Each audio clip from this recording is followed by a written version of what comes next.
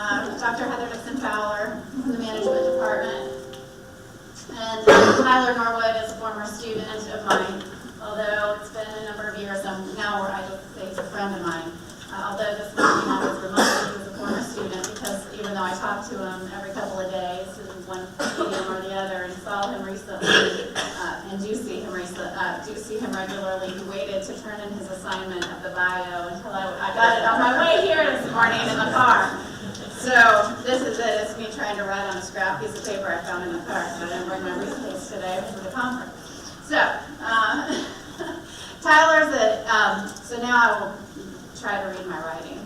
Tyler's in this morning. I can probably wing it, except that I can't keep up with him either, and I don't know where he is this morning. Are you in Hong Kong? Looks like Hong Kong. I'm in Singapore. I flew from Hong Kong. I gave up a long time ago. So Tyler's an e-commerce and business development specialist, especially entrepreneur, and he's focused on growth and geographic expansion of early stage companies. He's spent the last 5 years, as you saw with this exchange, we don't know where he is, but he's spent the last 5 years somewhere in either Southeast Asia, India, or Europe, working for some top investment firms and technology startups, including Zalora, which I had the privilege of taking some Appalachian students to visit in Vietnam, which was Southeast Asia's largest fashion and e-commerce group. And they were recently acquired by global fashion group, GFG, for it's a $5.2 billion fashion conglomerate. So after that, he went on to help build and sell a couple of other 20 million plus companies in e-commerce. Last year, the year before, he returned to the U.S. And went to Denver and started Sorona, which helps teach and promote hyper-local food supply chains. And he's now a board member and advisor there. On a personal note, he did a great entrepreneurship boot camp for my son, who's a growing entrepreneur this summer, and got to go spend some time with Tyler in Colorado, seeing what they were doing. But earlier this year, he had another opportunity, and he joined Antler as a partner. And he's now Antler is an early stage startup generator that's based out of Singapore. And so Tyler's now working in global markets again to build companies that help move the world forward, as Marty said, to make it a better place. Specifically focused on technology, biotech, medical, sustainability, and space exploration. And Antler's mission, and as a partner, Tyler's mission now, is to recreate the conditions of successful startup hubs like Silicon Valley, but to do that across the globe in order to unlock the next generation of great founders and problem solvers. So it's my privilege to introduce my former student and friend, Tyler Norwood.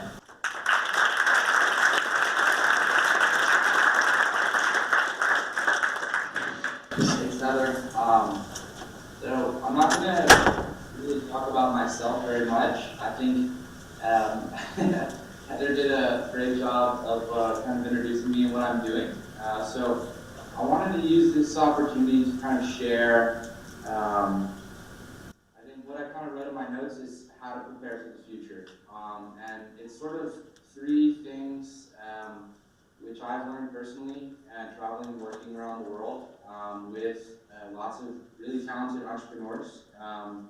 And they're sort of things that I wish I would have known when I was in college, which I know is cliche, like, you know, three things I wish I would have known. It sounds like a BuzzFeed list, but they are really impactful for me, and I kind of wanted to discuss that. So I want to quickly go through those things, and then leave it open.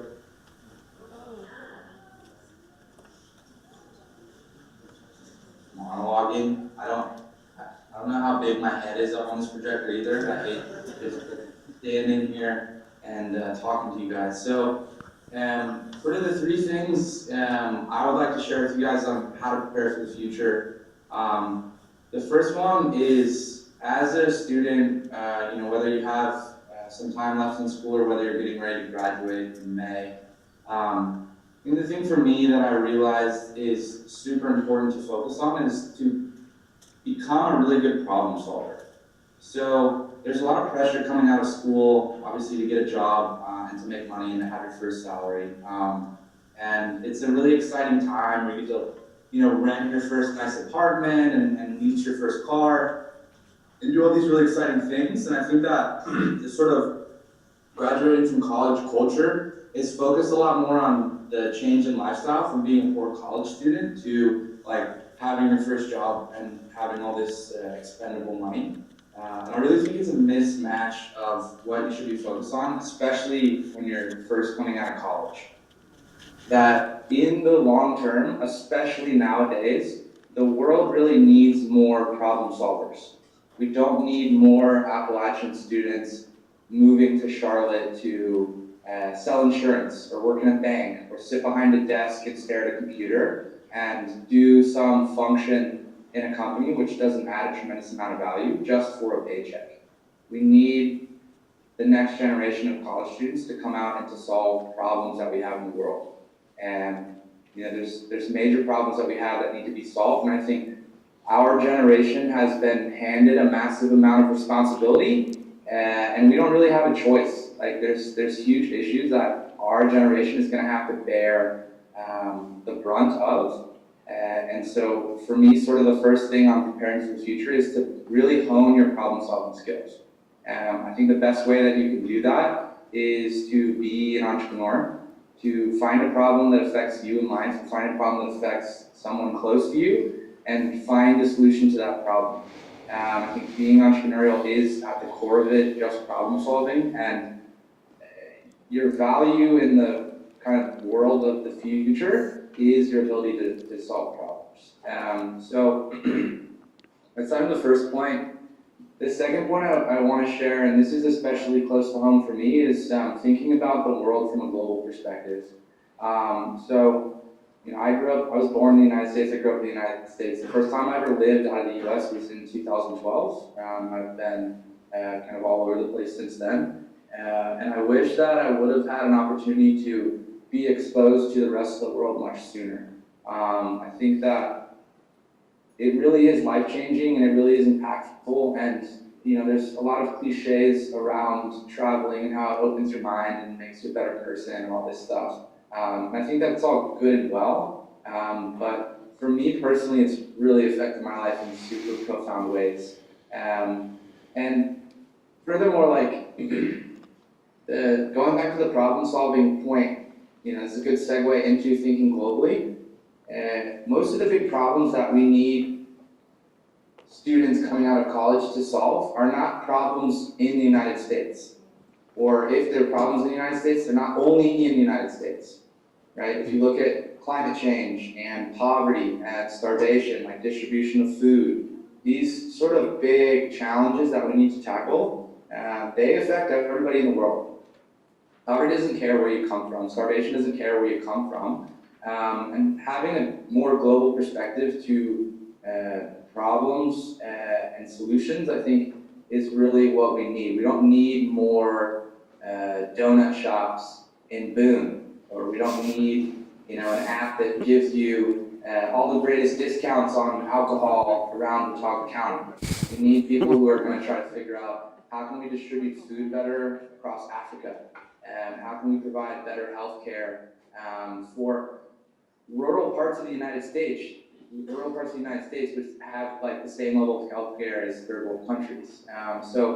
That's the second point I want to show you guys. And third point is to build a strong network. I think that you guys will see, when you come out of college, you're kind of a life freshman. You kind of get thrown into the real world. And you're kind of at the bottom of the totem pole. And for me, I wish that I would have focused on building my network sooner and building it more effectively. So I really misunderstood what it meant to build a network. I thought it was like meet a bunch of people and always be going out and always be meeting new people and meeting new people and meeting new people. And not until the last 2 or 3 years did I get a better understanding of building a strong network is people who will actually go out on a limb for you and do you a favor and be there when you need them to be there. It's not about filling up this Rolodex full of random names, but more about building really strong connections with people who make you a better person. And it's not something that you can do overnight. And I wish I would have spent less time just trying to meet as many people as possible and build these very shallow transactional relationships, and more time finding people who really added value to my life and I could add value to their life, and sort of making them a part of my network. And since realizing that, I think my life personally, professionally, and across all spectrums has gotten a lot better. I travel around the world and I get a chance to meet people in lots of different places, and realizing that making friends and building connections is not a transactional practice, but really more of giving more than you take, and kind of putting that investment into your network, so that when you need to call on your network, it's there for you. I don't know how much time I have left. Those are kind of the three things that I wanted to share with you guys. And then I wanted to see if anyone had any questions or anything that they'd like to know more about, whether it's about my personal experience. I think we already answered the question of where I actually am right now. But if there's anyone that's curious about anything or would like to share comments or ask me a question, I wanted to kind of save the rest of the time for that. Excellent. We have Lydia Trexler, Sam's wife, who has a mic so that we can make sure that he hears the questions. If anyone has a question, just raise your hand and Lydia will sprint over to you.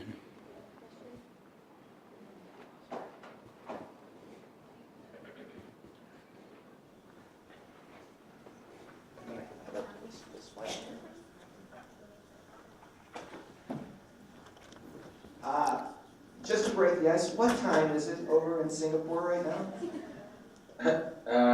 Exactly 12 hours ahead. It's 10 p.m. Friday night. Wow, thank you so much for giving up this opportunity to go out and build deep relationships on a Friday night with us. Thank you. Anybody have some general question? Oh, there's a hand over there behind. This is always the risk of doing Q&As at the end.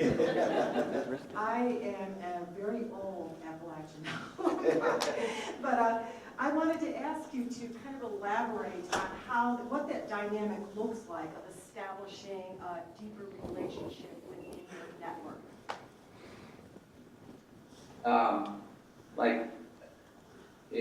So how to build that deeper relationship? Yes. I think it's pretty straightforward. I mean, for me, you go to these networking events and everything is very shallow, and everyone's intentions are very transparent. I think it's just putting in more effort and giving more than you're taking from a relationship. So people are very good at kind of understanding another person's intentions, and if your intentions are to meet someone and use them for some specific purpose to get ahead yourself, it's very apparent to people. And you can go to these networking events and everyone can identify those people who are just there to try to get something out of everybody. And people don't like hanging around with those people.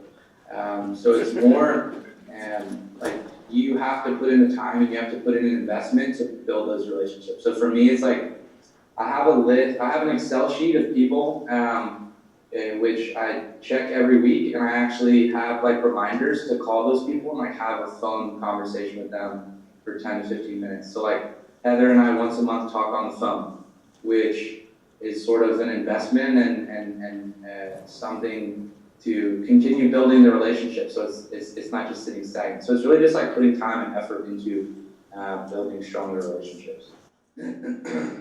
All right, we have time for one more question. Hi, so you mentioned some of the things that students could do like after graduating, like maybe some of the things you should have done. Do you have like any suggestions on like maybe some classes that current students can take that you wish you would have taken, or some classes that you wish like maybe you would take more seriously? I wouldn't say, I don't know what the curriculum at Apple looks like right now. I would say like for non-graduating students, start a company while you're studying and like do international internships. So like our company, Antler, is hiring, we hire like 15 to 20 interns a summer. We basically come to Singapore and get to work here for 4 months.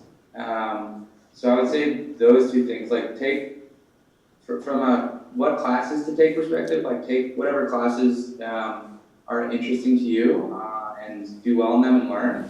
And then I would say like do something entrepreneurial on the side. Like don't just, college is an amazing opportunity to do more than just go to class. And you're also like, at the end of the day, you're really only going to class like 12 to 18 hours, which compared to how much work you put in the real world is like really nothing. So I would say like take advantage of all that free time and do something that you really care about. And like what's a problem that you really care about, and try to do something about that outside of school, like outside traditional class. Well, that's great. Thank you very, very much, Tyler.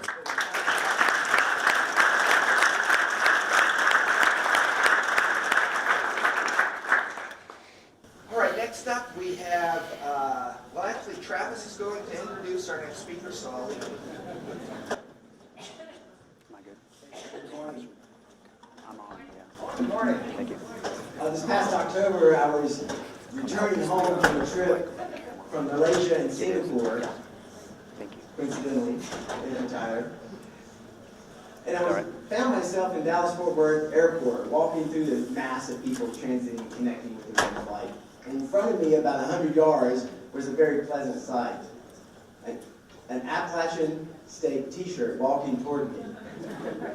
And that small but insignificant experience reminded me of my roots of here being a student. As a graduate, 1995, year of Appalachian resident and fifth generation local of Boone, I was reflected and thankful once again of how the influence of Appalachian in this community has really reached out and touched many places around the world. You're about to hear another story of that from my friend and colleague, Matt Contrell.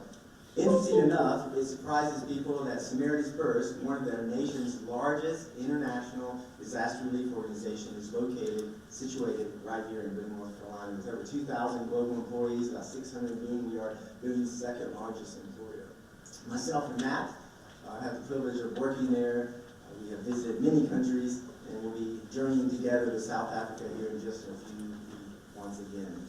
So it's my pleasure to introduce Matt, who has a significant amount of experience in Africa and other parts of the world. He will be blessed and find great information from what he has to share about how deepening your roots here and your experience in Appalachia might expand your vision. So please join me in welcoming Mr. Matt Contrell.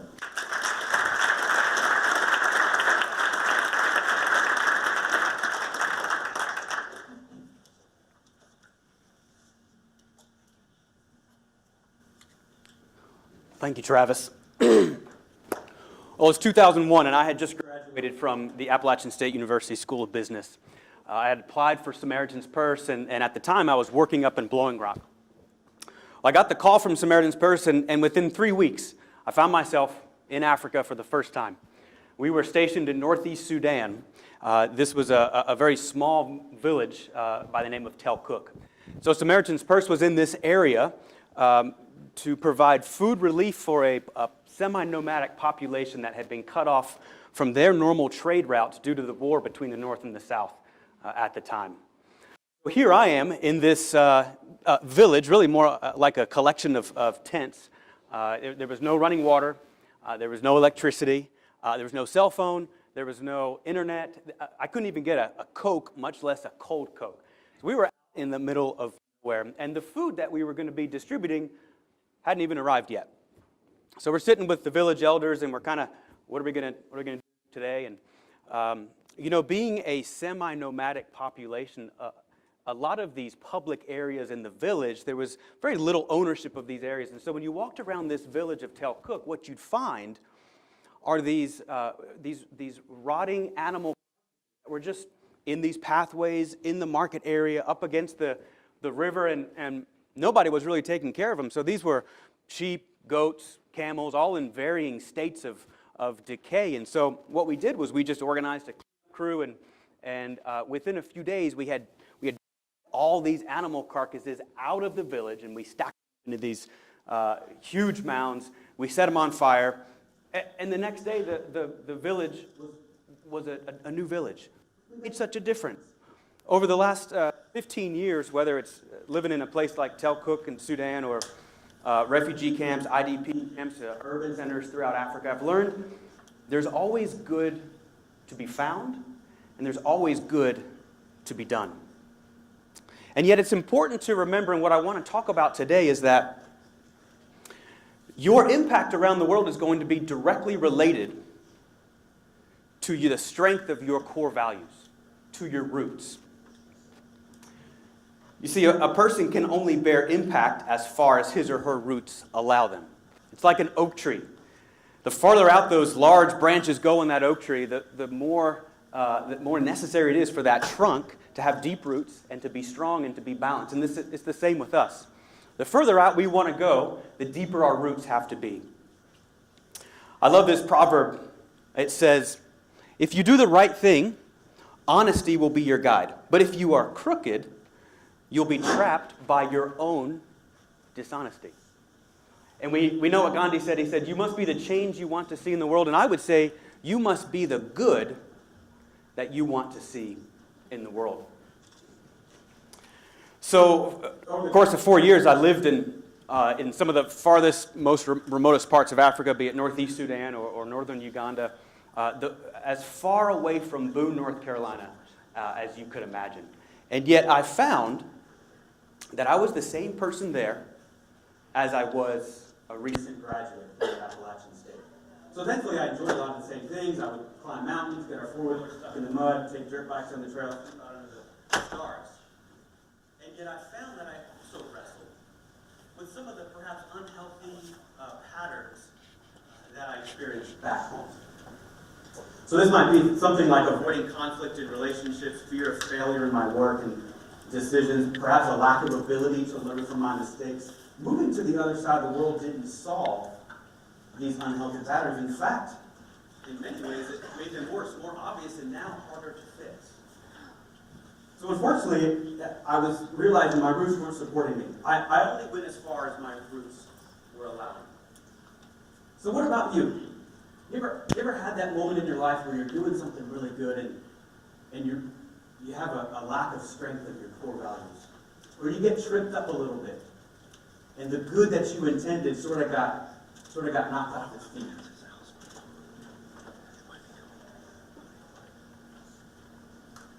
So we need our roots more than ever. The more globalized and interconnected our world becomes, the greater the need for a stable foundation. So in my current role, I spend up to 100 days a year traveling throughout Africa. So I'll hop on a plane in Charlotte, I'll land in Africa the next day and spend 2 weeks. So we might be building, recruiting and selecting a team in South Africa, and then fly up to perhaps Burundi and train a new team there. Head over to Cote d'Ivoire and visit some operational sites there on the ground. And in between all of that, take advantage of our layovers in Kenya and Ghana to connect with our teams, to listen to our teams and to encourage them. That can be sort of dizzying and disorienting. And there's never a need to be more grounded and to be more sure of who you are with that type of global engagement around the world. And so without a strong foundation of our core values, we're at great risk of suffering anxiety and fear. I got a friend who's a regional director.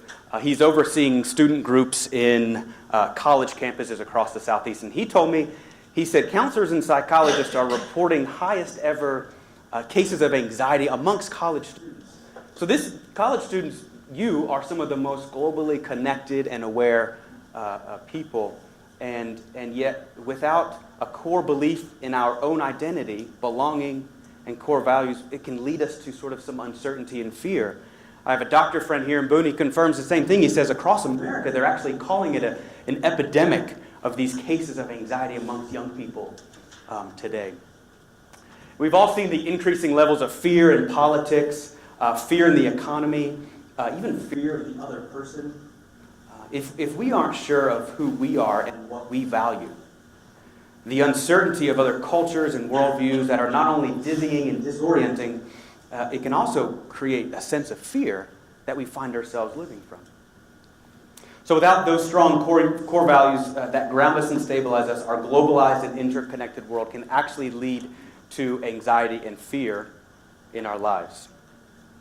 So what are our roots? Our roots are our core values. Our roots are our character. Our roots stem from our growing up years and the sum total of all we've learned and experienced. It's our identity. It's our foundations. It's who we are when nobody else is around. So think with me for a moment. What are two core values that you hold in your life? What are a couple things that are important to you, things that you try to live by? Just picture them in your mind. And where did those come from? You see, our core values, our identity gives us grounding. It's sort of a fixed point when the world and everything else at times is shifting around us. So I want to talk a little bit about what we can do to strengthen our roots, to strengthen our core values. Emotional habits. While we can't control what happens to us, right, we've heard this before, we can always control our response to circumstances and to people around us. So being aware of our own patterns of response to people and events around us is that starting point to controlling our response, our attitudes. Something as simple as practicing and learning breathing habits is a way to, or breathing exercises, can just sort of lower the perhaps intensity in our hearts and our minds and allow us to sort of respond to people from a better place. And I think of our mental strength. So research right now is showing us some fascinating things. Research is showing that the plasticity of our minds allows our minds to form new neural pathways, defining our default ways of thinking. And this happens throughout our life. It's not just when we're children. It happens throughout our life, and in particular at this age, in our 20s. And so through structured and intentional, be it repetition of truth in our minds, thought control, we can actually change the neural pathways in our minds and some of the default ways of thinking about ourselves and thinking about others. It's powerful. We must seek to live with integrity, that who we are on the outside is the same thing as what is on the inside. And I think of things like spiritual practices. So it's extremely powerful to connect with a cause, with a person, with a reality that's greater than ourselves. See, it sort of allows, it gives us an anchor outside of ourselves. When everything else is swirling around, we can go to that anchor and we can sort of realign ourselves. So practice things like meditation. Practice things like solitude. Things like living simply. These are things that we can do today that will set us up for the future. And then thinking about social connections. You know, I love what Tyler was saying. He was talking about this, about our networks, about people that are around us. Research has showed that the one most critical factor for resilience amongst expat workers, people that are living outside of their homes, internationally, overseas, the number one critical factor for their success and for resilience in their lives is a strong social network. So basically having friends that are not just shallow relationships, but those few people in our lives that are actually going to support us when we need it. So there's really no better time than where you are right now in university, about to finish up university. There's no better time in life to build those relationships, to engage in meaningful conversation, to find fulfilling relationships and seeking ways to serve others. So all of those are practices that we can be doing right now. I do them today. We do these to strengthen our roots, to strengthen our core values of who we are as a stabilizing force when the world around us is spinning. And then finally, so when we do that, we can expand our vision. A global impact is possible.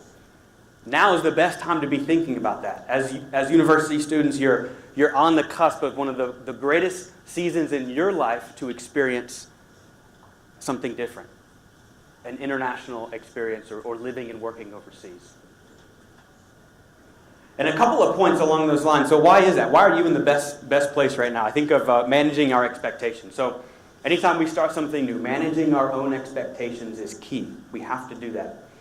Starting where you are in coming out of university, it's easier to have expectations that don't exceed what perhaps is coming with that work overseas. So why not sign up for that study abroad? Right? Take that summer mission trip, be it with school or summer volunteer trip with church perhaps. I think too of a learning posture. Going into any new job, in particular one that's cross-cultural, international, you have to come into this with a learning posture. You have to be ready and say, I'm going to figure out what's there, and I need to learn. There's no better time than coming out of a classroom situation, coming out of university, to be in that learning posture. So after school, consider something like the Peace Corps. Peace Corps is a 2-year opportunity in the field somewhere around the world to volunteer. And I think, too, of our risk tolerance. When I was coming out of college, my tolerance for risk was perhaps a little higher than it should have been. And while it can lead to some negative things, it also pushed me outside of my comfort zone. It pushed me to new things, to experience life and all that life has to offer. And so take a risk. Find an internship after you graduate with an international organization that might, while it might be little on pay, it's invaluable on life experience. And finally, on financial obligations. I realize many of us probably have some school loans to consider and to be aware of, and yet, again, there's no better time in life. Your financial obligation will never be lower than what it is right now. So take the risk. Now's the best time to find that internship or to take that summer volunteer trip. So in concluding, I just want to say, don't let a degree title limit you. I earned a fantastic degree here at the business management school at Appalachian State, and honestly was a little unsure how it was going to fit in with the relief and development industry that I was walking into. And in reality, I've used it every single day for the last 15 years. I've led and managed teams of people to meet objectives in our projects, shared goals and vision. And fundamentally today, I do the same thing. I lead people to meet shared goals for good. And so my degree at ASU set me up beautifully for that. Just on paper, the connection wasn't automatically there. So go do it.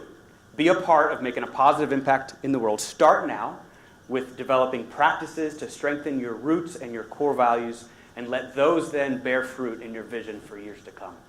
Thank you very much.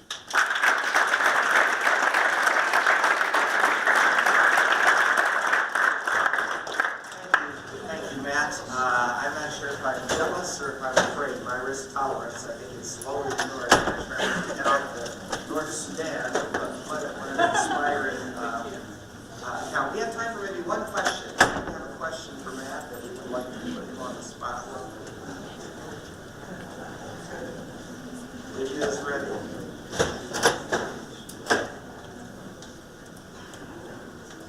All right, well, without further ado then, we will try to follow the feather. Patrick will come and introduce our next speaker.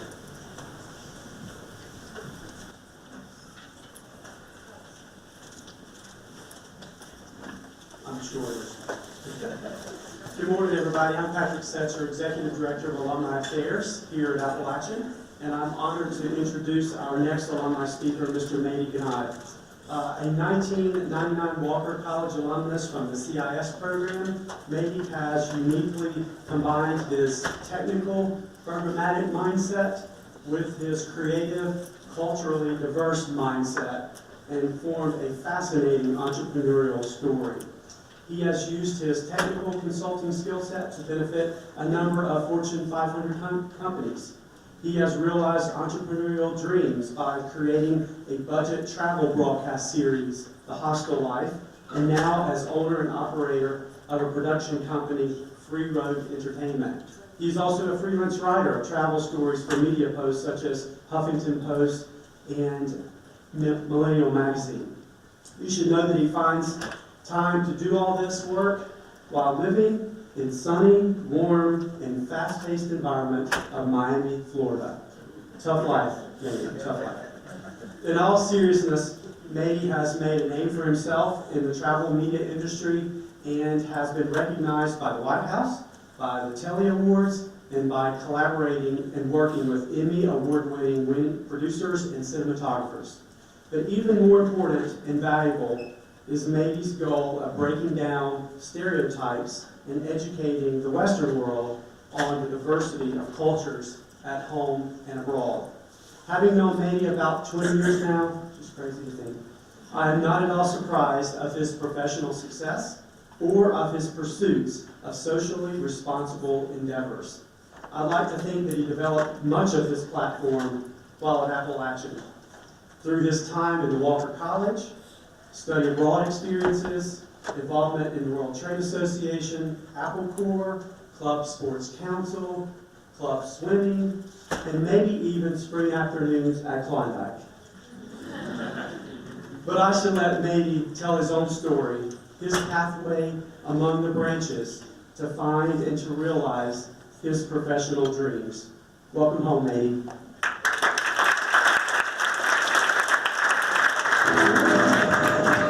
I'm not sure what else we're eating, so it's going to be a surprise. Over my shoulder is the pride of Lions. My name is Mady Ganat. I've spent more than half my life traveling across the globe. One thing I've learned is that some of the best experiences happen off the beaten path. Through culture, food, and adventure, I'll show you that the world is much smarter than you think. All right, I wanted to start off with a video. Can you guys hear me? I figured since I was Can everybody stand up for a second? Because we've been eating and sitting and listening to people talk. And I want to take a quick selfie. Is that okay? Are you guys all right with that? Sorry. Always have to be promoting, right? So I'll take one this way, and then we'll just go this way a little bit. And then one more with these guys over here. All right, thank you. You stay standing, please. Stay standing. Just one more thing. I'm sorry. All right, so as I move to the next slide here. Whoops. How many of you traveled alone? Like, you got on a plane, you went somewhere. Fantastic. You guys stay standing. Everybody else sit down for a second. This is great, actually. I'm really happy about this. So this is like, you're on a plane, you were there for like 7 days, maybe you had a tentative plan, you had no idea what you were doing, and it forced you to kind of talk and meet people and things like that. Is that correct? You guys were able to do that. And you guys went through that whole little emotional type of roller coaster, meaning, I'm by myself. I don't know anybody. And then you meet some people and you're like, I wish I was by myself because these people stink, or, you know, or whatever that is. And then there's that time of self-reflecting, you know, trying to figure out like who you are.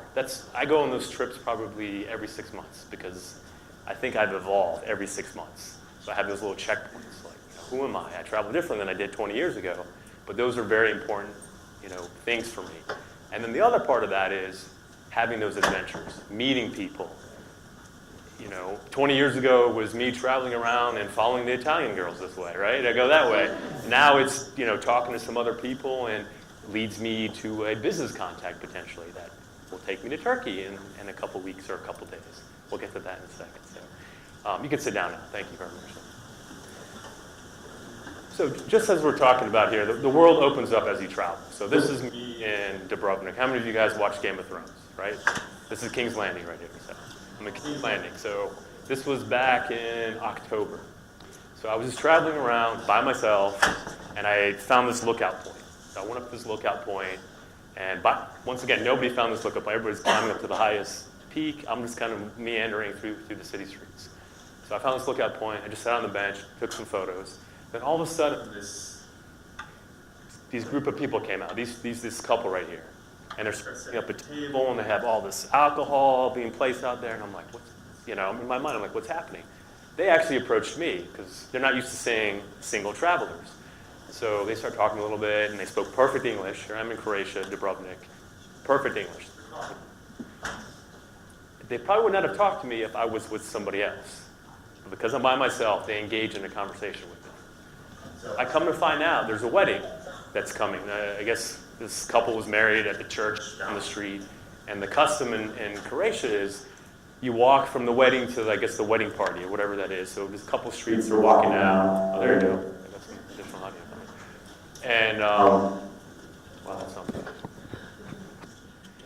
So they're walking down the street, and every neighbor or whatever puts out a table, and you're supposed to have a drink with them as they pass by. So really cool. So there's a group of like, 20, 30 people in a wedding party just following along and having drinks. So I got invited. So I was hanging out with them for a little bit. They invited me to go to the actual wedding party afterwards too. This would not have happened if I was with somebody else.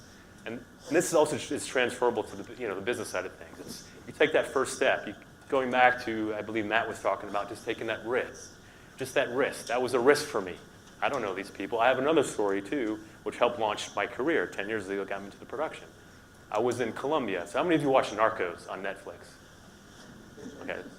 Because I don't know how many of you are familiar with Pablo Escobar, but if you watch Narcos, you are. So 2007, I get on a plane and I go to Colombia. But before this, I'm talking to my friends and family. I say, you know what, I want to go to Colombia. I'm not happy with my job. This is 2008, I'm sorry. This is right before the crash. I quit my job. I'm like, I can't do this anymore. Corporate America, I've had enough. I go to Colombia. I was like, I need a break. Here I am, one of those little self-checks again. So I pick Colombia. I'm talking to my parents, and my mom was like, what are you doing? You're going to Colombia? I'm like, Mom, we're from Iran. People think, I'm like, really? so, of all places, of all people to say anything bad, talking about stereotypes, right? And Iran's a very safe place to travel, by the way. So I get on a plane, I go to Colombia, and it was actually through Peru. I had a little pit stop. Anyway, so I'm on a little puddle jumper from Peru to Colombia. And once again, I'm traveling by myself, and there's me and another guy on the plane.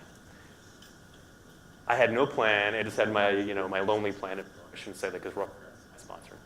So I had my Rough flipping through, and I had no idea how to even get to town because airports, are a good 20 minutes away, 20, 30 minutes away.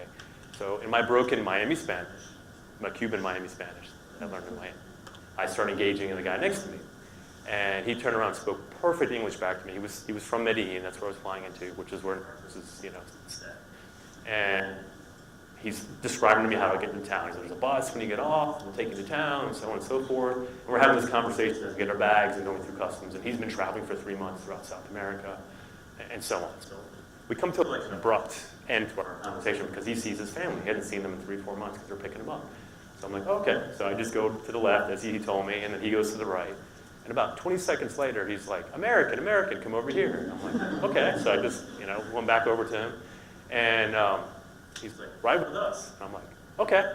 I get in the car. If you're watching Narcos, right? You're in Medellin. I don't know these people. I just jump in the car with this family, right? No idea what I was getting myself into. And I think part of it's I'm a very interesting person, but things always work out. Now, I'm not telling people to do that, right? Especially. But it worked out for me. So I'm in the car, and the story continues, and I'll wrap it up really quick. But the story continues. So we're talking a little bit. He's going back and forth with his family, speaking in Spanish, and then he realizes I'm in the car. He talks to me in English. He said, do you know anybody here? I was like, well, in Miami, I had a friend that I played ultimate frisbee with, and she said she's back here, and I should look her up. And he's like, what's her name? I was like, Diana. And he's like, hold on a second. He gets on the phone. He starts, saying some things in Spanish. He hands me the phone.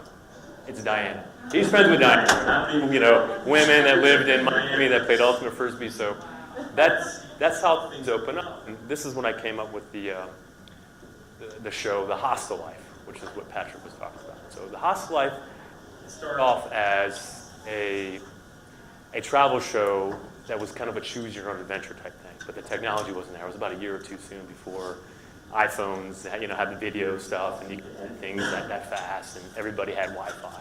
But it launched what I wanted to do, which is break down stereotypes. Here I am, I'm an Iranian American, I grew up in North Carolina. That was difficult enough too 30 years ago, I was the only brown person, around for a little while. And then, same thing, fast forward, I'm in Colombia, I'm having this conversation with my parents about how dangerous Colombia is. We have this stereotype. Yes, at a time, everywhere is dangerous. You can go to Charlotte. Parts of Charlotte is dangerous.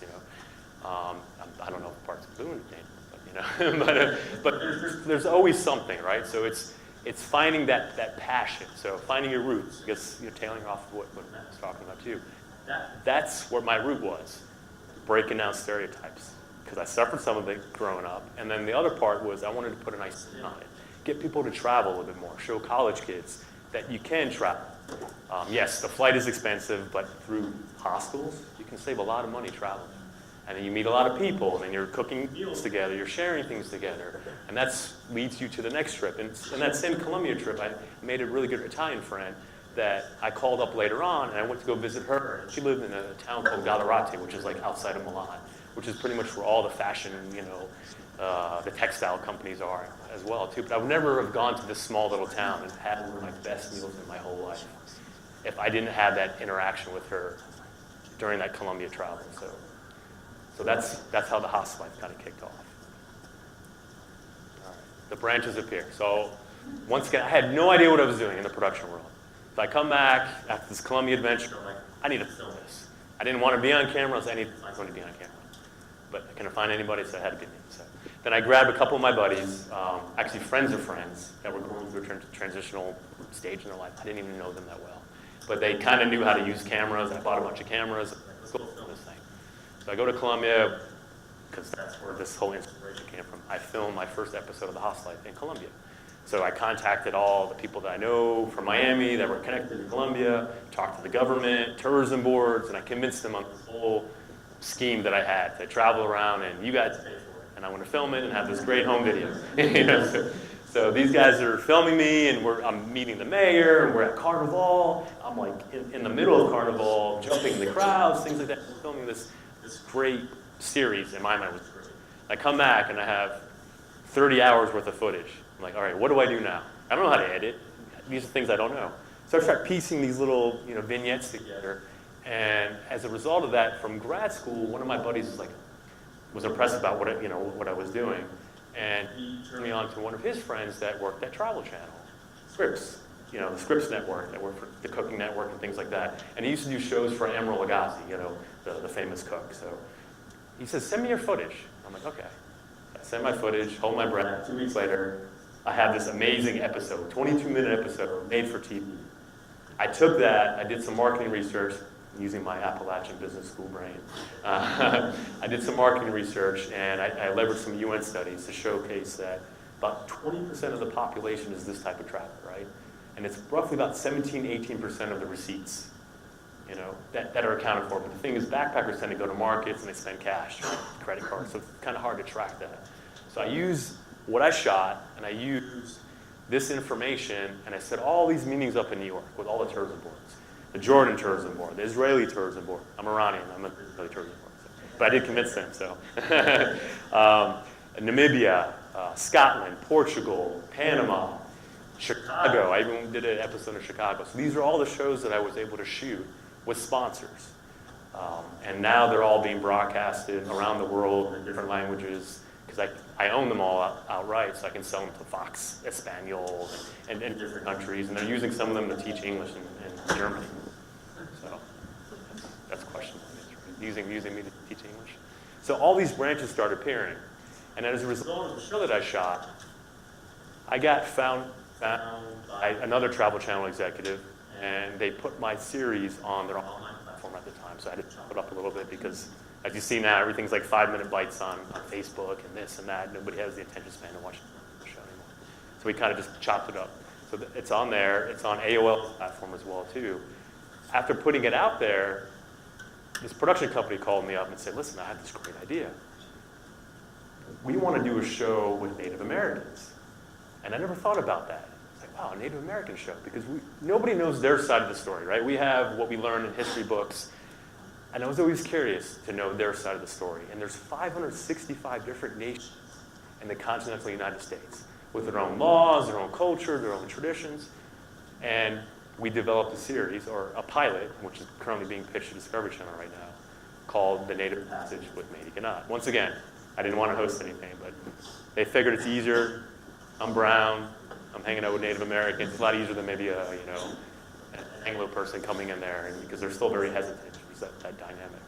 So we shot this series, which then led to more things. So more branches start appearing. I start meeting more Native Americans. And as a result of that, they asked me to produce a couple short films for them, the Miccosukee tribe, the Seminole tribe. I'm down in Florida, to showcase in their museums. and things like that. And they had a big budget, and we produced this whole series of videos for them that actually got Adam Beach's attention. So Adam Beach, I don't know if you guys are from Adam Beach, he's a Hollywood star. He was in Joe Dirt. He's the guy that sells the fireworks to everybody. Also Suicide Squad, if you guys seen Suicide Squad, he's the first one that gets killed. The guy that like shoots a thing and they kill him all. So he became a really good friend of mine, and he ended up doing the voiceover for this short film that we did. And as a result of that, we're working together with a couple other Hollywood writers, and I actually created a movie for them that we're currently getting financed. So same type of thing. It's not a Native American with the feathers and all that type of stuff, but a Native American that's going to be like an action hero, like the Jack Reacher film. That's kind of what this movie we designed for. So he's going to be hopefully get a trilogy and things like that, but we're currently getting financing for that. And as a result of all those works, I was very honored by the Obama administration. Back in 2015, they called me up and said, hey, would you come here and help us promote studying abroad? So I was recognized as one of the 100 most influential persons online in the travel space. So all these things start happening. And back to the Turkey conversation, so this is probably a good segue to that. Being recognized by the White House, Turkish Airlines was there. And they gave everybody a first-class trip to Turkey. That was there, which is fantastic, like a 4 or 5 day stint. But of course, right? I had something else happened that I had to attend to. So I called them up and I said, listen, I know I missed this trip. Is there anything you can do? Can you give me like an economy ticket? And I'll go later on. And they, after a little bit of begging and pleading and things like that, they gave me an economy ticket. And I ended up going in October, which was the best thing that happened. So if I went with them on this first trip, I would have been hanging out with this other 100 guys, and those guys were amazing, and it was great contacts, great networks, and I still talk to a lot of them today. But traveling by myself, planned this whole trip, I stayed longer, and then the last couple of days I had nothing planned, so I'm just hanging out at the hostel. And I mean, I'm not staying in bunks anymore. I got my own private room and things like that. I'm like the luxurious, hosteling traveler now too, because I'm 40 years old now. So nobody wants a creepy 40-year-old man in their rooms. So I'm just hanging out, having a cup of coffee, having breakfast, and this girl sits down next to me. She's Turkish, but she speaks perfect English. We start talking a little bit. She's like, "What do you do?" And like, I live in Miami, and I'm just traveling around. Why are you here? Just taking in the sights. And I started talking about what I do. I said, I work in production. And just kind of played it down a little bit. And she's like, I work in production too. I was like, wow, what do you do? She does art design, things like that. Her brother is a writer, screenplay writer, and so on and so forth. And we just had this great connection. We were talking for 2 days, and she's inviting like all the people that she knows over to the hostel. We're having like these meetings and things like that. And 2 years later, we're getting financing to shoot 2 TV series in Turkey. This is why I'm going to Turkey, because they're trying to raise the caliber of their productions in Turkey to make it more Hollywood and Netflix, available, and Amazon Prime and all those type of things, because their productions are they're just not as good as they are in the United States. So these 2 productions are also that cultural stereotype type things. That one of them is called Door to Door, and it's about 60 different doors within Turkey. Doors, gateways, archways, things like that. So a lot of it's going to be reenacted. So you're going to see present day, you're going to have a presenter. Probably not going to be me. Thank you. And then we're going to go back like 500 years. This battle was fought. And then you have, all those things you see on History Channel, those type of things. And the whole purpose when I'm kind of telling you this, and this whole talk is about branches, is as you take those steps like through life, whether it's on a day-to-day basis or going to Linville Gorge, right? Is that something? Yeah, I'm trying to remember my Appalachian. By yourself, right? And you never know who you're going to encounter, right? In life, and then also in business. It just kind of branches out for you, and different things happen. You can always double back, just like this world does. They double back in a different branch if this doesn't turn out. But as you move down those roots, or the branches, things start opening up, and you have different options that appear, and you have different information that happens every day. So something you said no to yesterday, you have more information today. So I guess in closing, just keep an open mind as you move forward in life. And as Patrick nicely said, I did win some Telly Awards, and I'm working with Emmy Award-winning producers. And this is the one that we shot in Chile, in Los Torres.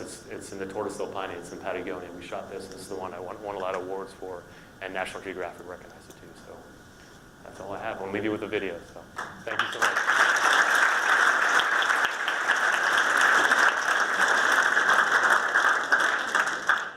with you, you have your shoes on. I think we got a video really quick. Oh, sorry.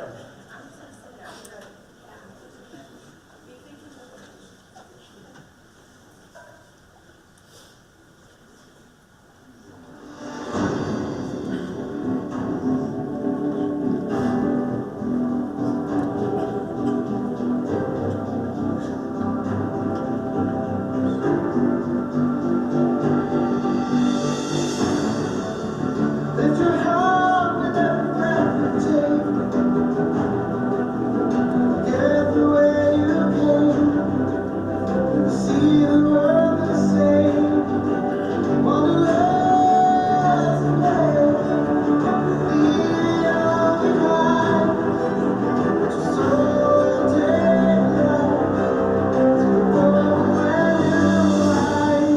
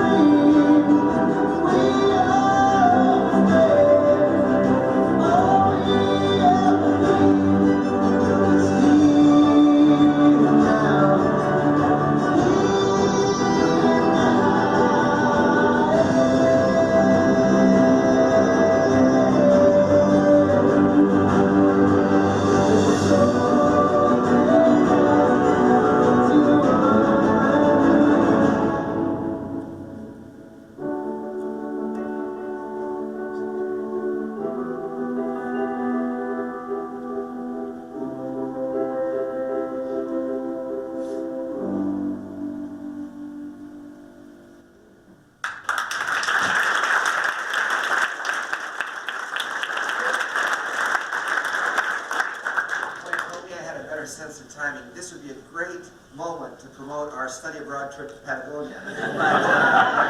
Still down the road a little bit. Questions for Eddie?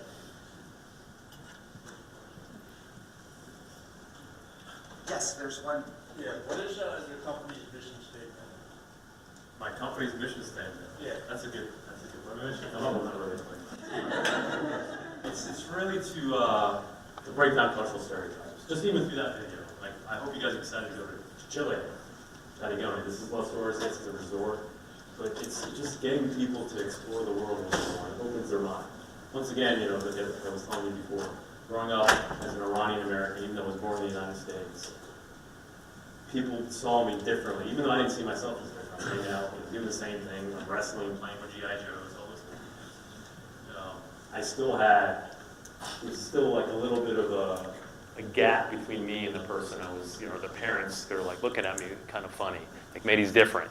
Does he eat peanut butter jelly sandwiches? They're asking these type of questions. And I'm like, of course I eat peanut butter jelly sandwiches in the United States. So those type of things. So the whole purpose is to get people traveling a little more and kind of bridge that gap between people. Because we all want the same things, right, in life. Whatever country you're from or those type of things. You want to be able to eat, you want to provide for your family, and you want to have fun. That's the way I look at it. So. Do you have a favorite place that you've traveled and why? Favorite place that I've traveled and why? So when people ask me that question, there's places I would like get up and move to, which is Portugal. Fantastic. I would live in Portugal. Namibia, Africa, fantastic. That was one of my best trips. And Romania, which I did 2 years ago, I rented a car. Once again, by myself, I rented a car, no plan, drove around and picked up some hitchhikers and some backpackers, and I had the best time. Like it was because I had no plan. I'm driving through Transylvania, stopping off at castles, meeting people. That was probably one of my best trips. So Romania, I would highly recommend on your top 5 list to travel to, because it's cheap too, by the way. So. And it's still untouched by the Western world. What's it like traveling as a South Asian? Into South Asia? South Asian. Like, as a South Asian. A South Asian? I've seen a lot of South Asians. So yeah, I guess for me, I can speak from my perspective, is people are not sure where I'm from. So even though I'm in Colombia, I was Colombian, and they're speaking to me in Spanish, and then when I answer back in Miami Spanish, they're like, all right, you're not Spanish. You know? or if I'm in Italy, I speak Italian, so I went to high school in Italy, which is great, so I can blend in. If I'm in southern Italy, they don't question anything. But in Romania, you know, they're not used to seeing, let's say, brownish people as much. But no, I didn't feel anything different, because in those countries, I'm not saying the United States is, you know, a big melting pot, but I think in those countries too, since they're smaller, there's a lot more people moving through in and out of them. So I don't think you'll have any problems, especially when they find out you speak English like perfectly. Then they're going to be talking about America and American sports and what's LeBron James doing and this and that, you know, those type of things. So All right. that's it. Thank you very much.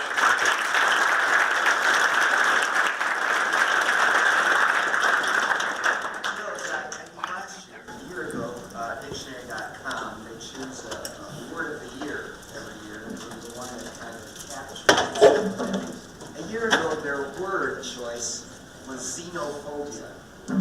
And xenophobia is the fear of foreigners.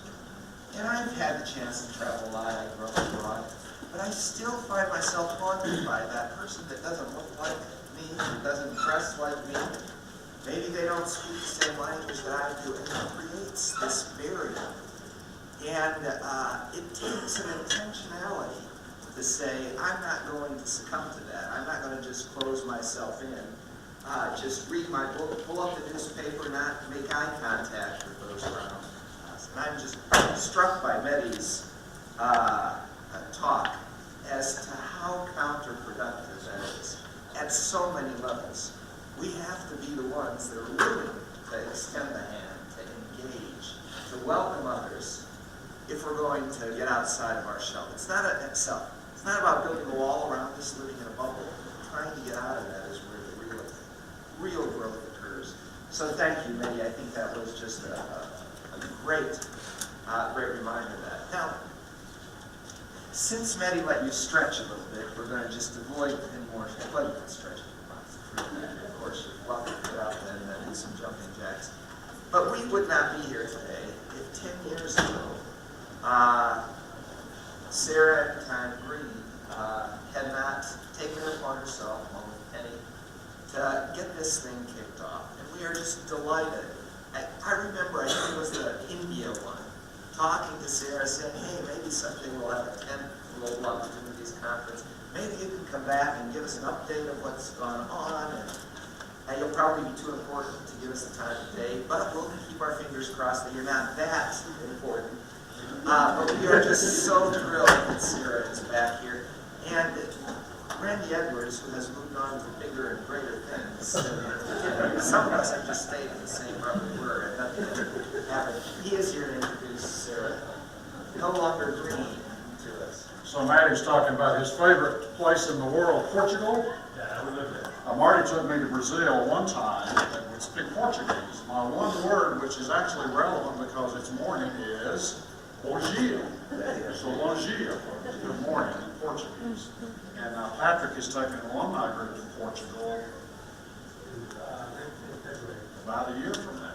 So alumni or others who would like to go. Now that's not the cheap trip like Marty did. There's one year that cost us.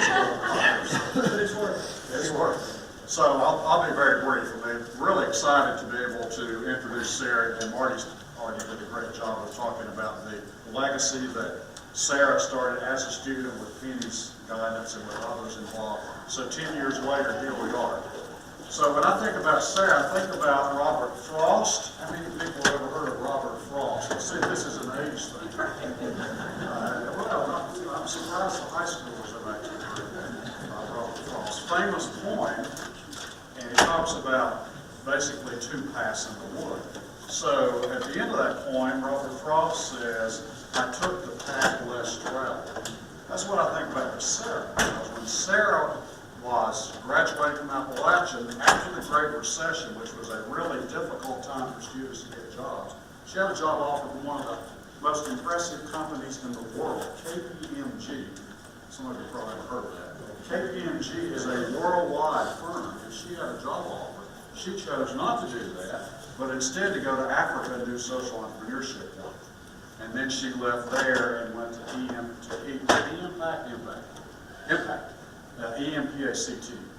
Impact in Washington, D.C., and on and on and on. So Sarah took that road less traveled, and that's made all the difference. That's the last line. It's made all the difference for Sarah. I think it's made all the difference for a lot of people in the world. So, since Appalachian, Sarah has earned a master's degree in sustainability from Cambridge University, which is very impressive. She is currently senior, let me get the title, Sarah, I don't have that.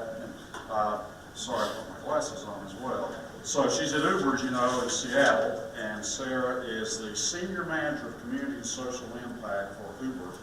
And just last year, Appalachian recognized Sarah as the one alumni under 40 years old. And Appalachian had a little conversation last night with some folks. How many alumni from Appalachian are under 40 years old? 45,000. So last year, out of 45,000 Appalachian alumni, Sarah was picked as the one person to recognize as Young Alumni of the Year. I think that's another indication of Sarah's success. So it's an honor for me.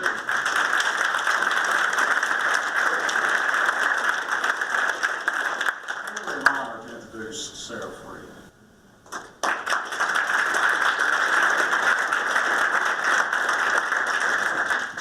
All right, so there I was, 150 meters in the air, scared to death. I did not want to do what I was about to do. By show of hands, how many people here have ever been bungee jumping? All right, we've got a few brave ones in the back. So you know probably the moment that I was feeling. My hands are sweaty, my knees are shaking, and I'm thinking, why in the world did I choose voluntarily to do this? All right, another show of hands. How many of you would like to jump off a platform 150 meters in the air? All right, so there's a few more of you. So let me ask you another question. Once you get up there, how many of you think that you might like to get a little bit of instruction of what you're supposed to do and how you're supposed to do it before you plummet, down into the earth? Okay, a couple more of you. All right. So I don't know if it was where I was or the company that I chose to do this with, but I received zero instruction on what I was actually supposed to do. So my feet are tied together. I'm standing almost on the edge of the platform, and I'm like, whoa, whoa, whoa, whoa, whoa, whoa, whoa, whoa, wait. How am I supposed to do this? What am I supposed to do so that I, don't hurt myself as, again, I plummet down towards the earth? And the guy in the company was from New Zealand, living in Uganda, and he says, oh, there's nothing to it. All you have to do is tuck your chin, raise your arms, and dive head first off the platform. And I'm like, hang on just a second. Head first? Why do I have to go head first? And he says, well, if you jump feet first, then what could happen is, so everybody sort of knows how bungee cord works. Once you hit the end of the line, it bounces back up. And he says, once you hit that end of the line, there's a good chance that you could break your back. So we suggest that everybody goes head first. And so I'm thinking about it, and I'm like, well, one, why didn't this guy tell me this before I climbed all the way up here? And two, why is he telling me this now when he knows that we're all standing up here freaking out? So, 150 meters in the air. This is the highest place that you can jump in all of East Africa. So I'm up there with 5 other people. One guy from South Africa, one guy from Uganda, 2 girls from Sweden, and another guy from the US. And we're all standing up there, kind of looking the same. We all look super freaked out, our hands are shaking. But then we also have this kind of twinge of excitement and the twinge of adrenaline in our eyes. And I'm also up there with a girl that I met while I was interning in Uganda. Her name is Tonya. And she can't even speak, she's so scared. And she's like, Sarah, I don't think I can do this. I think that we need to go down. And I'm like, okay, well let me ask, our New Zealand friend over here if that's, even a possibility. So I'm like, hey, we're already up here, but I think we might like to go down. And so the New Zealander says, well, let's just watch this next guy jump. And so out of nowhere, this guy runs past us, goes screaming off the platform, down he goes, and I'm like, oh my God, this guy just killed himself. And as I look over, so again, as you know, with the bungee, you come back up and you go up and down until you run out of torque. And I look over just as he's on his upswing, he's like, this is awesome! And as he goes back down. And I'm like, looks like he's having a lot of fun. So our guide turns back to us and he says, well, let me ask you just one question. Tomorrow, in a month, in a year, in 5 years, are you going to regret not jumping? And at that moment, everything around me froze. And I thought about how lucky I am to be in this beautiful place, to have this incredible once-in-a-lifetime opportunity. I'm like, this guy's giving me a guilt trip. And so again, we're up there, our feet are tied together, we're inching, very carefully towards the platform, trying not to look down. And the next guy goes, and I realize that it's almost our turn. And so we're inching up to the platform, inching up, and our guy goes, 1, 2, 3, bungee! And down we go. And I don't know if you guys have ever fallen, but when you're mid-air falling, it feels like you're falling forever, even though it's just literally like a millisecond.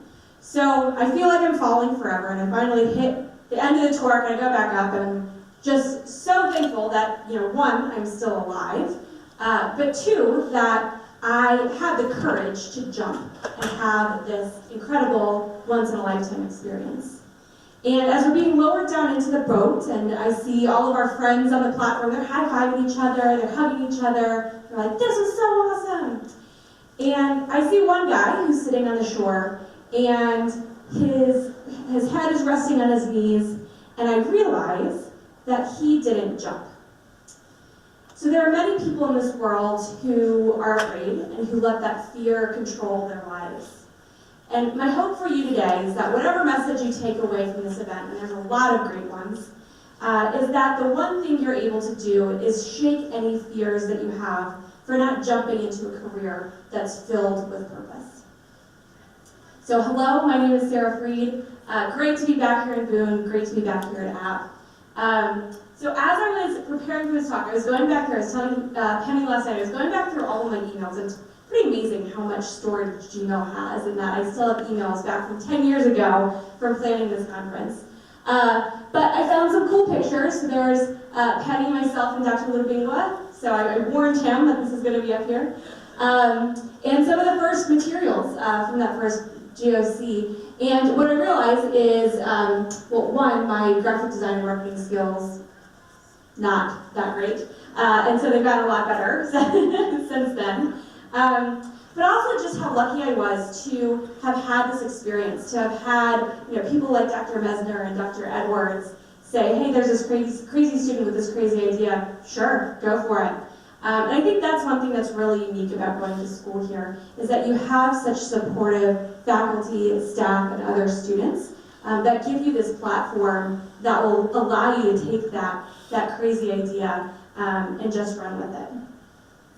And so the other thing that I was thinking about as I was preparing for this is that I never could have predicted what I would be doing 10 years ago today.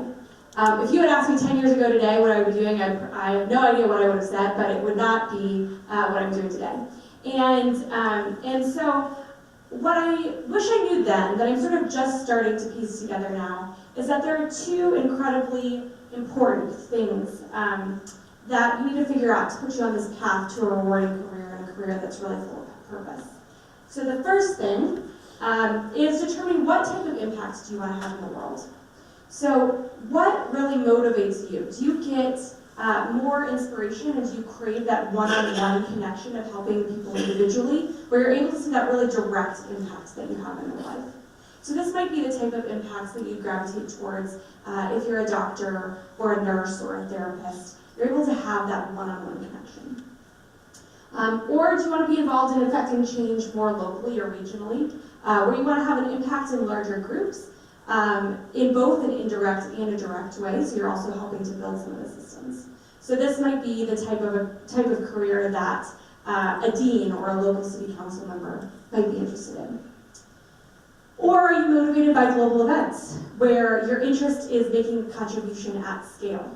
So you're not quite as interested in having that one-on-one individual impact, but you're interested in building things and solving challenges that are greater than what we just have here locally or regionally.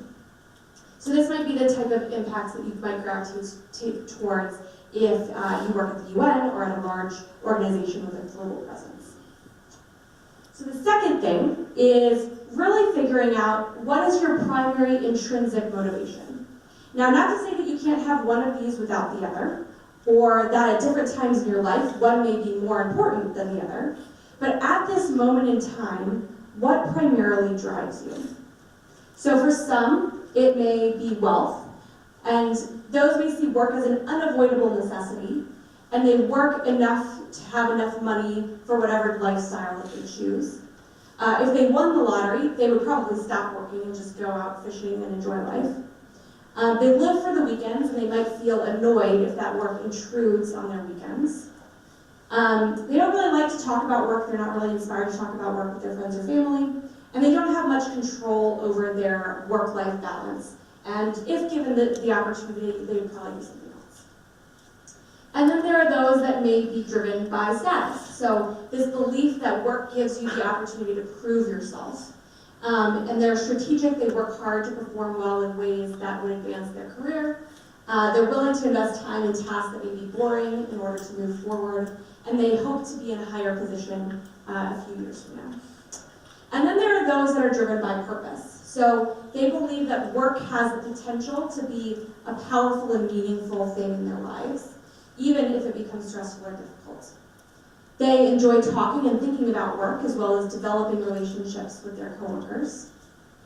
They feel like their work-life balance is of their own making, and they're willing to make sacrifices in order to do the work they love while having a positive impact on others and around the world. Now, I made a big assumption for the rest of my presentation today, and that's that if you are willing to spend a Friday morning on a gorgeous day to go to a conference around global opportunities, then you are probably fairly purpose-driven. And again, not to say that you should not be paid fairly for the work that you do, or that you can't aspire to be promoted and to do more and take on bigger responsibilities, but that purpose is really the driving force behind how you want to make decisions in your life. So the other reason I came to the decision to focus on this topic today is that there is a lot of research out there that says of all of those in higher education today, 40% of students are purpose-oriented versus 28% that are in the workforce.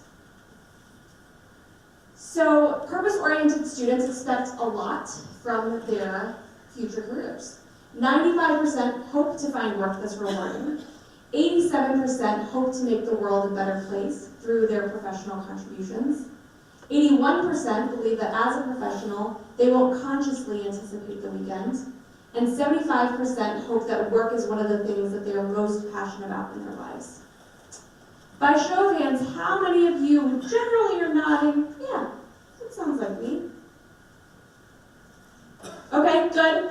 So that could have been awkward, if I'm like, oh no, it's not really me. So this really got me thinking. Why do we have such a big focus on declaring our major when we're going to school and choosing who we're going to be at a fairly young age? I'm sure there are many in this room that are struggling with this decision of, you might be 18, 19, or for those in the back, you might be even younger. And you think that the decisions that you make now are going to make or break the vision that you have for the career that you want to have over the next 20, 30, 40 years. So perhaps right now you've decided on the major that you're going to declare. Perhaps right now you've declared your major. Perhaps you've decided on your ideal career trajectory. Maybe you've already targeted the ideal company you want to work for. Maybe you've already decided on the title that you want or the certifications that you're going to have. You want to be a CPA. You want to work at a wealth management firm or a real estate brokerage. You want to be a teacher. Or maybe you're just trying to figure it all out. So what if we flipped this question around? What if the main point of going to school here at ASU was not only to declare a major and to attempt at a fairly young age to decide what you're going to do with your life, but what if instead you were asked to declare your purpose? Would you know what your purpose is? Would you know how to narrow down all of your interests, all of your goals, all of your passions and inspirations, and boil them down into a one-sentence purpose statement? If you can't write down your purpose right now, that should be the number one thing you think about for the rest of the day, for the rest of the weekend. I'm going to try and help guide you through it just a little bit. So to illustrate, here's my purpose statement. So to advance social and economic sustainability at scale through the private sector. So breaking it down a little bit, there's the what, there's at what level, and the how. So the what, I've identified that I'm really passionate about advancing social and economic sustainability. I've identified that the impact level that motivates me is what is global and at scale. And how I want to do that is building enterprise-based solutions through the private sector to be able to fulfill this purpose. So taking a step back and looking at my career, Dr. Edwards kindly started off with the internship that I did at KPMG. And that experience really helped guide me to figure out this question of what motivates me. So is it wealth? Is it status? Or was it purpose? So as I was an accounting student, I had the great opportunity to be able to do an internship. And I did this at KPMG in Washington, D.C. It's a great place to work. It paid well. Met some really cool people. I was there. Great firm. Had pretty good work-life balance. But at the end of the day, I felt drained. I didn't feel passionate about the work. I wasn't excited to get up the next day. I wasn't excited to talk about my work with my friends. I anxiously avoided the weekends, and I realized that I was motivated by purpose, and I really wanted a career that was purpose-driven. So that drove me to take a leap of faith. I jumped. And I bought a one-way ticket to Entebbe, Uganda, where I spent the next 5 months teaching entrepreneurship at Makerere University. I interned at a stock brokerage firm that was helping to develop and shape the future of the Ugandan stock market. And I started a microfinance project in Jinja, Uganda. And boy, did I find purpose there. This purpose drove me directly to how I would meet my would-be business partners, and we formed a company called Impact. So at Impact, we focused on facilitating cultures of entrepreneurship in communities around the world. We took that work and we scaled it to about 20 different countries in 5 years. And I found so much purpose and passion in that work, and that we were able to take that impact to scale. So through my work at Impact, I narrowed down what I loved most about that work was in working with some of our private sector clients to really help identify their corporate social responsibility strategies related to economic development and how they can achieve those commitments. So I joined Making Sense International as an international development consultant. My main client there was the State Department, and through that work, we built a program called the Young Southeast Asian Leaders Initiative under President Obama's administration. And we worked with companies like Microsoft, HP, Intel, and we helped them develop programs in collaboration with the State Department that would positively impact youth all across Southeast Asia. So that brought me to completing my master's at the University of Cambridge, where I really was able to focus on what is the role of the private sector in helping to alleviate the youth unemployment crisis. There you go. And that dovetailed perfectly into my role now, which is at Uber. So at Uber, I'm helping to craft our social responsibility strategy, and we're really focusing on how we can leverage our technology to actually create solutions at scale within communities around the world. So one big area of focus for us is how do we remove transportation as a barrier to livelihood? So we're working with organizations like homeless shelters, like youth employment orgs, other economic development nonprofits, to not only invest in resources that will help increase economic opportunities, but also make sure that transportation is not a barrier to anyone accessing those opportunities. And wherever I go and whatever I do next, I know that purpose is going to be there to guide me in making that decision. So, I'll ask you again, what is your purpose? And how do you figure out what your purpose thread is going to be? pretty easy enough for me to stand up here and be able to look at the past and say, oh, I think this is kind of the trend that I see throughout my career. But how do you decide now what your purpose is going to be and how that's going to guide you to make the decisions that you want to make in your career? So, I know you guys have been sitting here a long time, so I'm going to make this a little bit interactive. If you have a piece of paper, pull it out, pen, or maybe you only have your cell phone with you, so maybe pull out the notes section on your phone. And I want you to draw 4 squares. Give you a couple seconds. So as you're pulling it out, I want you to think about your experiences to date, and I want you to think about what level of impact inspires you. Was it that one-on-one connection that you had in helping someone? Was it working in a group to help make an impact? Or was it building a process that you were able to scale to other areas or other groups of people? Think about what level of impact inspires you and what impact you want to make in the world.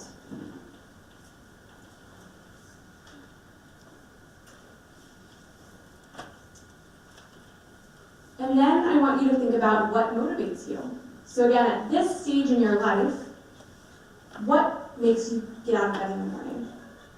Is it wealth? Is it status? Or is it purpose? And just know that your motivations can always change, and they probably will, depending on whatever's going on in your life. So at this moment in time, what really motivates you?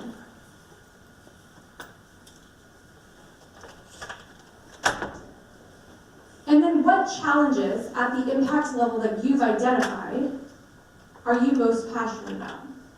So I was most passionate about social and economic sustainability with topics like microfinance, youth entrepreneurship, unemployment, and working with technology to be able to create solutions to some of those challenges.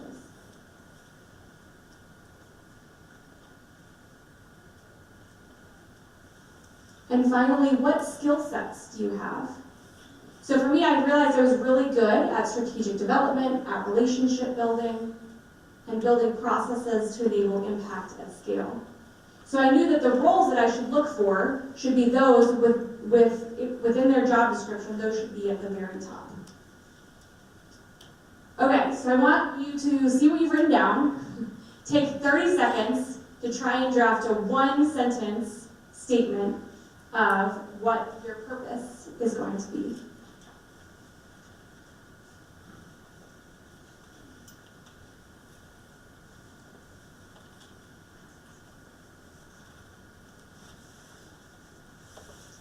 Now, some of you may have blank papers, some may be half complete, maybe some of you are already updating your LinkedIn profiles. Wherever you are, that's okay. So you can spend the next couple minutes before we go into lunch really thinking about an action plan that you need to make to be able to figure out some of these things. So maybe you need to figure out what level of impact inspires you. Great. Go join ISIC, go join INTAP, go join another student organization and really figure out what level of impact inspires you. Maybe you need to figure out what motivates you. So maybe this weekend, figure out where you can spend your time volunteering, where you wouldn't mind waking up early on a Saturday and do something without getting paid. So figure out what motivates you. Maybe it's what you're passionate about, and this might be a really long list. So looking at that list, figure out what am I passionate about that also matches the skill sets that I have, the impacts that I want to make, and what motivates me, and try and narrow it down from there. Or maybe it's really figuring out what skill sets you have. So this is a really big one for me. So I was an accounting major, accounting and international business major. And I realized I didn't want to be an accountant, but I realized what drew me to being an accounting major was that I was self-motivated, I had strong analytical skills, and I was detail and process-oriented. And so figuring out how you can take those skills that make you gravitate towards a specific major, and how do you translate that into a career that's filled with purpose. So I hope this was helpful to you. I hope I've given you a few things to think about as you're going into the weekends. And I think the one thing that I want to leave you with today is to remember that don't let the fear of fulfilling your purpose hold you back. So fulfilling your purpose may mean taking a leap of faith. It may mean going against popular opinion. It may mean making a few sacrifices in the short term. But I don't want you to let the fear hold you back and let that fear make you afraid to jump. So thank you, and thank you for having me today.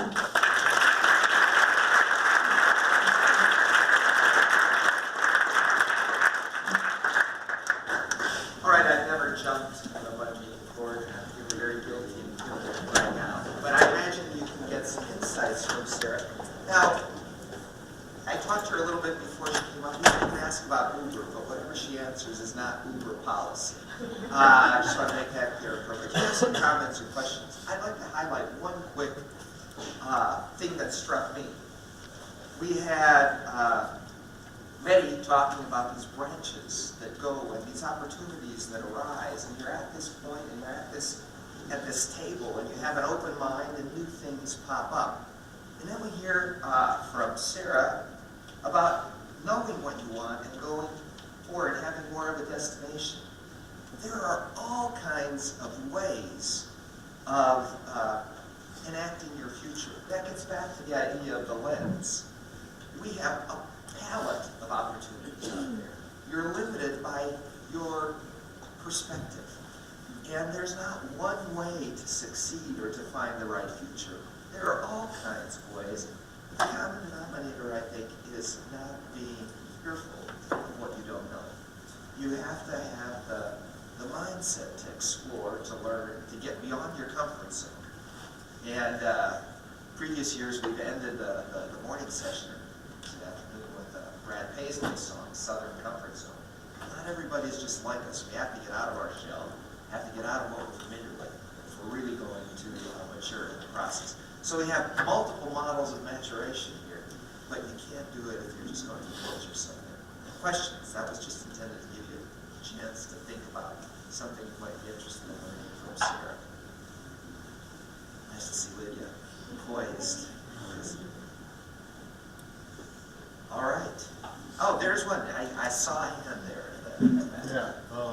How did you develop your purpose and decide on the major, focusing your master's and going to Cambridge? Yeah, so I think you asked, how did I decide to focus on my major at App as well as going to Cambridge? Right, yeah, so at App I started with, I got this general sense that I would like to do something in business, so that drove me to college of business. I think first I was interested in healthcare administration or something like that. And what really opened me up to the accounting major was going to one of the info sessions they had and just talking about kind of the different skill sets that you might gravitate towards if you wanted to be in that major. And then also international business. So I knew that I wanted to have this global experience and this global career. And so that dovetailed really nicely in combining those two things together. Penny asked me last night if I was doing anything to use my accounting major. Not a lot. I will say that being able to read a balance sheet and an income statement and know what it means to be accrual versus cash-based is super important. So it really gave me the building blocks to know, how do we know that we're doing well at Uber outside of just what our CSR strategy is. But it also, all the professors and faculty staff, close your ears. It really didn't matter in the job that I got, right? It mattered that I had a degree, and it mattered that I had experience outside of the major that I had. And I think when I was then choosing to do a master's, I'm so glad I didn't do it right after undergrad, because who knows what it would have been. So getting some experience under my belt to really, again, help craft that purpose statement was really important to me. And I knew that, sustainability, so social, economic, and environmental sustainability was a topic that I wanted to become an expert in. And so that's what led me to Cambridge in my master's. Other questions? I've got one for Sarah. I've known Sarah a long time. How did ISA impact good students? First president. First president. So Isaac had probably one of the most heavily weighted influences on what I was going to do after school. So Isaac, for those of you that don't know, is a student-based organization that really focuses on bringing everybody together as one world and really being global citizens. And not only did it shape my leadership skills, so it allowed me to take what was kind of theoretical knowledge from the classroom and put it into place. Really, I mean, it was like running its own business. You work on it for 40 hours a week, I'm sure you all know a lot about that. So it's like running your own business, and it really gives you that experience firsthand. But it also gave me all of these friends almost immediately from all over the world.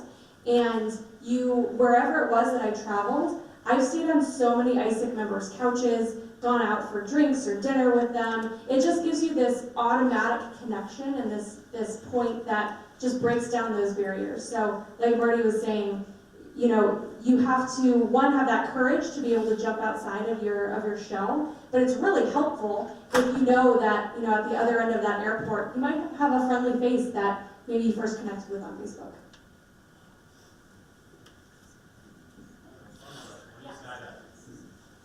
Why skydove, yes, skydove, is that how you say that? I don't know. In Florida, actually, a couple years ago. And I would say that bungee jumping is way more scary than skydiving. Yeah. Well, I've never skydived either, so here I am talking about being fearless and do as I say, not as I do, yes. Well, thank you so much to our speakers this morning. I want to point out that we will have a panel over the lunch hour, toward the end of lunch, and you'll have a chance to ask more questions, and we've already actually given them some questions to be thinking about. And Sam Trexler, Lydia's spouse, will be joining us in the panel as well. So you'll get to hear a whole other set of interesting anecdotes about the importance of having a global perspective. And I am again delighted that the Ashe County folks are here. A couple years ago at a conference, somebody pointed out that really by the time they get to college, they should have already traveled. They should have already had an international experience. They should already have developed this global perspective. This is a great way to hit the ground running in college, and we're delighted that you guys are here with us this morning. Lunch will start in about 5 minutes at 11:30. It's upstairs in the Parkway Ballroom. And I think they're setting up the food right now. You're welcome to go up to the 4th floor, get yourself a table, sit down, and then it's a buffet. I think it's like sandwiches, salad, and soup. And then we'll launch into our events of lunch there. What have I forgotten? Meredith, who knows all. All right, okay, so you're dismissed for now. We'll see you upstairs for lunch.